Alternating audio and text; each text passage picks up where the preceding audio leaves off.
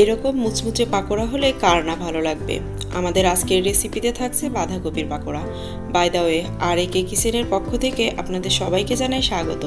Perfect মুচমুচে pakora recipe বানানোর জন্য ভিডিওটি না টেনে শেষ পর্যন্ত দেখুন।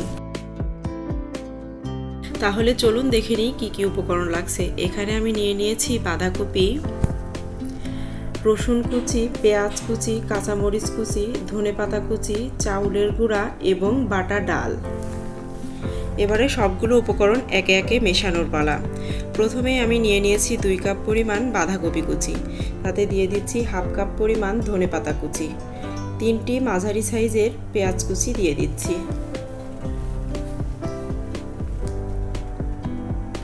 এবারে দিয়ে দিচ্ছি 8 থেকে 10টি কাঁচামরিচ কুচি। আপনারা চাইলে ঝালের পরিমাণ কমিয়ে বা বাড়িয়ে দিতে পারেন। এবারে দিয়ে দিচ্ছি 1 টেবিল চামচ পরিমাণ রসুন কুচি। এবারে দিয়ে দিচ্ছি 1/2 কাপ পরিমাণ বাটা ডাল। আপনারা চাইলে ডাল বাটার পরিবর্তে বেসনও ব্যবহার করতে পারেন, তবে বাটা ডাল ব্যবহার করলে পাকোড়ার টেস্টটা অনেক গুণে বেড়ে যায়।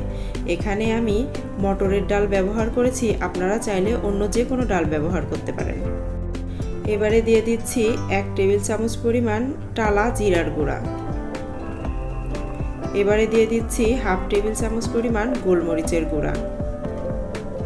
এবারে দিয়ে দিচ্ছি 4 টেবিল চামচ পরিমাণ চালের গুঁড়া। এবারে দিয়ে দিচ্ছি স্বাদমতো লবণ।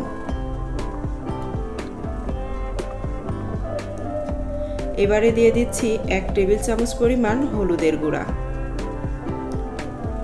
এবারে সবগুলো উপকরণ একসাথে ভালোভাবে নেড়েচেড়ে মিশিয়ে নেব।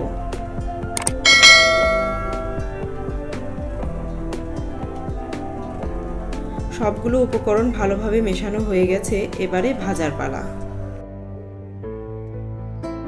এবারে চুলাতে একটি প্যান বসিয়ে দিয়েছি, তাতে দিয়ে দেব পর্যাপ্ত পরিমাণে সয়াবিন তেল।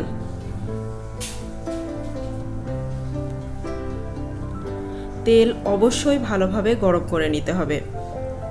তেল গরম হয়ে গেছে। এবারে একটি চামচের সাহায্যে আমি পাকোড়াগুলো একে একে তেলের মধ্যে দিয়ে দেব।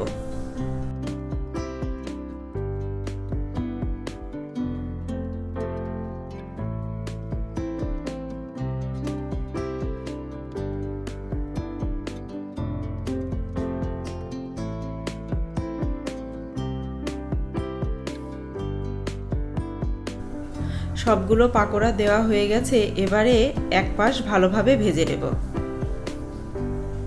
নিচের পাশ ভালোভাবে ভাজা হয়ে গেছে। এবারে সবগুলো একে একে উল্টে দেব।